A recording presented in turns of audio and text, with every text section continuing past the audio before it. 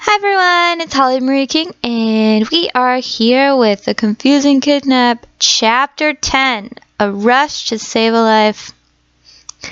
So anyway, let's get started and see what happens next. Chapter 10, A Rush to Save a Life. Son, Andrew, and Helen were in the town by now, but the rest of the group stood before the small town in awe. Reggie was awake by then. Ellen was still on Ron's shoulders, but she had long since stopped fighting against Ron. Wow, it's beautiful, Monica gasped. The group was still sad over Helen, but they couldn't help but admire this town. It must be a great town. Come on, we have to go, John murmured. He led the way down the hill to the town. They asked around about where the doctor was in the town. Thank you for your help, ma'am, Monica said with a bow. The woman stared at Ron. He's really tired and her legs aren't working properly. Or she's really tired, excuse me. Monica laughed nervously. The woman nodded and walked away. Monica spoke from a corner of her mouth. Let's go to the doctor's house before someone thinks we're criminals.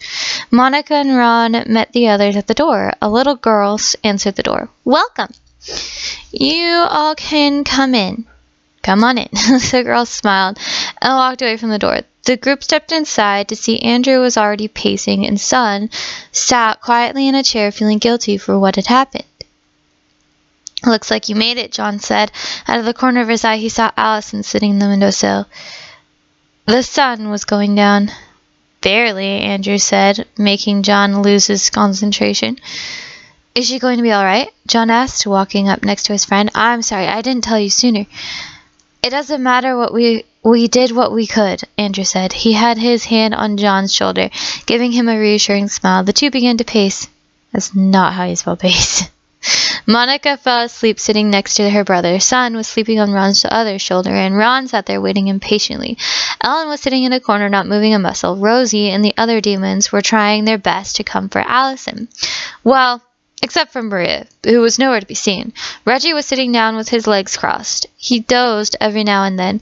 That is one limber old man. Helen slipped from the room with no notice. There's my girl, Troy said outside the doctor's house. Have you done what I asked? Yes. My demon is now Maria, Helen said. Now may I join you? Yes. Let's go. We'll let them rest for a while, but then we'll be back. Troy laughed. How will you get out of this one, Helen? It's like a foreshadowing moment. Helen jolted up in her bed. Oh no, Ellen? Helen shook. She put her feet on the ground. Ellen, where are you? Are you all right? Are you all still here with me? Wow, apparently today is not a reading day. Helen's heart began to beat faster and faster. She moved to get out of her bed, but ended up on the floor with a big thud. She couldn't even pick herself up off the ground.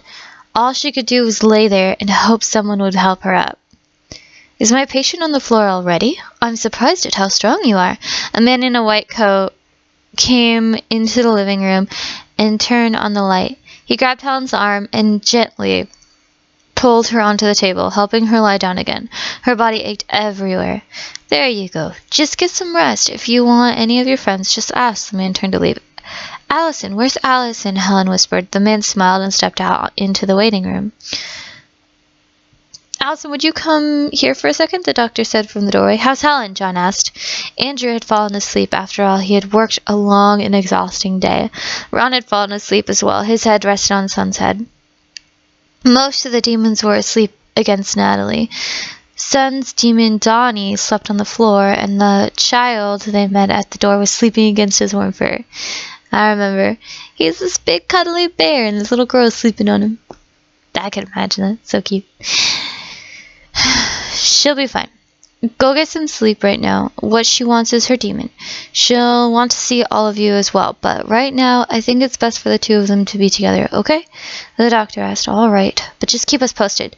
John walked over to an empty space and sat down. Allison followed the doctor into the room. Helen stayed in. How many times do you need to save my life? When the doctor closed the door behind him, Allison slowly walked towards Helen. Allison, something bad just happened, Helen said, staring at the window. Yes, something very bad. How did you do that? Allison asked. She was now at Helen's side. I had a dream that Ellen just betrayed us. I dreamed that Ellen was with Troy, and Ellen said she made Maria her demon.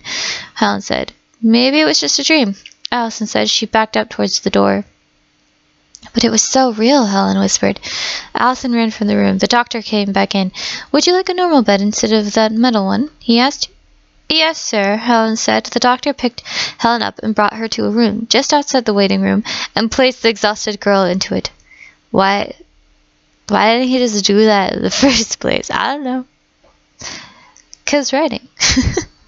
A week went by, then 2, and finally after 2.5 weeks, Helen was healthy enough to travel again. Thank you for everything, Helen said with a bow. You do realize he's coming with us, John said with a wink. Helen laughed. Oops, sorry. She turned to her friends and smiled. I guess it is time to find the last 2. Everyone cheered. The trip was almost over, but as everyone smiled and were gathering supplies to leave, Helen sat in a corner by herself, frowning, a sad look in her eyes. There is more of an explanation as to what just happened in the file draft. So, if you're confused as to what just happened, just wait until it's covered. So, do I even get to know what is happening in your life? Allison asked, appearing out of Helen's head.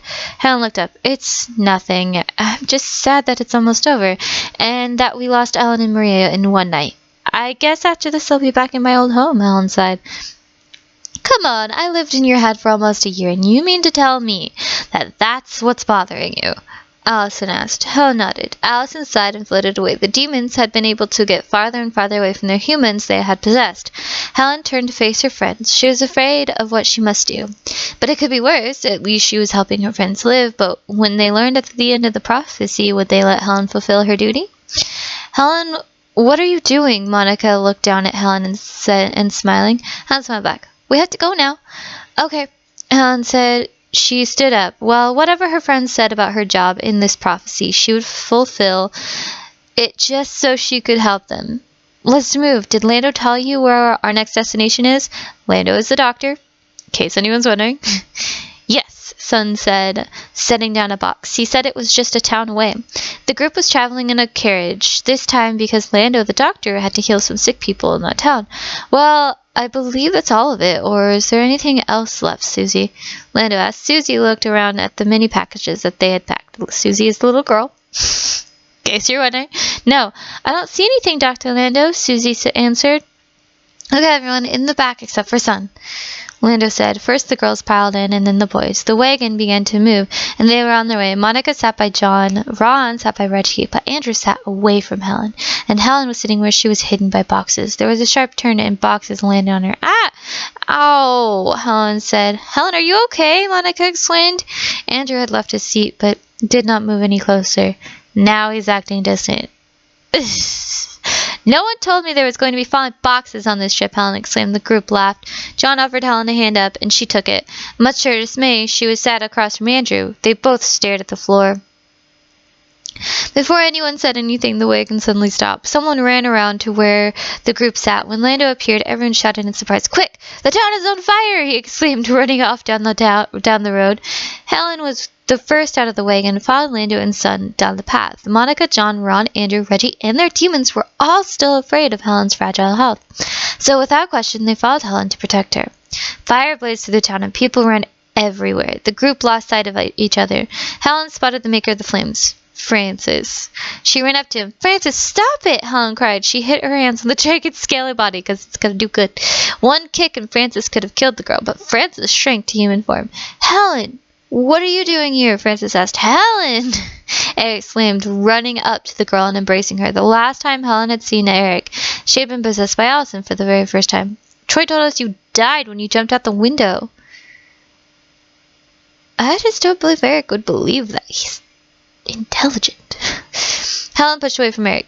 Hey, would you look at who we have here? Greg bounded up in the form of a dog. His shape changed into a man. Helen! Andrew ran up to the small group of people who were standing there. Greg disappeared into thin air. Do you know him? Francis asked. Brian was next to them. To join them. Oh my goodness. Helen nodded. They're evil. That is why we're here to destroy the last 2 in their group before they destroy us all. Do you know who the leader is? We wish to dispose of them first. Helen backed away. She knew she was a leader. But these men had taken care of her when she felt lost. No, they didn't. They kidnapped you and held you against your will, told you that you would die if you tried to leave. No, she didn't know what to do. She turned and ran into Andrew's arms, hugging him tightly. Andrew, we have to go. These men want to kill the group. Andrew looked angry at the men. Is that so? Francis stared at Helen. Helen, why are you with the enemy? He asked. Helen turned her back on Andrew and faced the man head on. She had made a decision. The people she had traveled with this whole time were the most important people to her now, and she would die trying to save them all. Francis, it is you who follow evil, Helen yelled. How dare you speak to me like that? Francis snapped, breathing smoke. Why are you being so unfair, Helen? Eric asked, taking a step towards Helen.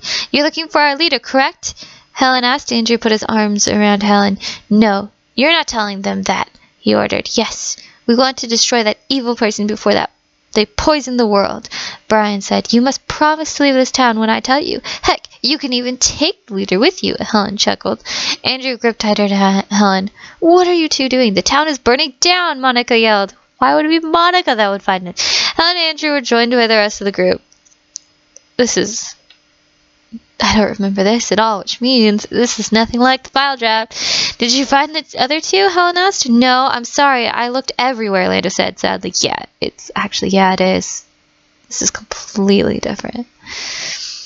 Allison appeared next to Helen. The other demons showed themselves as well. Helen, I know where they are, Allison whispered. Helen saw a young boy barely 5 and a girl about 13 hiding behind a wall that was burning.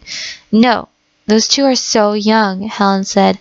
Who is your leader? Francis demanded. Helen released herself from Andrew's grip and stepped forward. She formed a plan in her head as quickly as possible. The group followed her almost instantly. They know where the last two stood, but they had to make it past these 3 men before they attacked. I am their leader, Helen spoke fearlessly. Stunned, the 3 men stood still, staring. There's a lot of ST words in that sentence. That was when the group bolted towards the last 2 members of the Cursed. Helen scooped the little boy up into her arms, and his sister was grabbed by Andrew. They all ran as fast as they could. Francis transformed and blew fire at the fleeing people. Come on, everyone, go right! Helen ordered. The boy bounced up and down in her arms. He cried for his sister, but Helen held him tightly to her stomach, making sure no harm came to him. There was a cave to the right, but the question was, could they make it in time? We made it, Monica gasped. I guess they can. They all looked up and noticed that the cave had 5 different paths. Well, what do we do? Monica asked, looking around wildly. Okay, John, go down that way with Monica. Son with Ron. Reggie with Lando.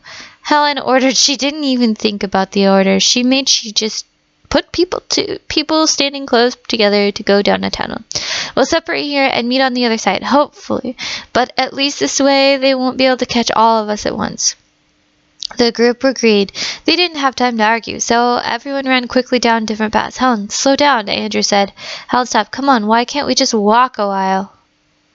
'Cause you're being chased by an angry dragon, a demon, a werewolf, and a freaking shapeshifter. That's why. Oh my goodness. Alright, well that's the end of chapter 10. We're actually getting really close to the ending. I can't remember if there's 13 or 12 chapters of the rough draft. The final draft has like twice as many chapters, so it'll be a little bit before we finish the final, but we're gonna get really close to finishing the rough draft. But anyway, as I always say, I leave links to buying the books in the link below, in the description below. So if anyone's interested in buying it, they have an opportunity. But anyway, hopefully I will see you guys next time. Bye!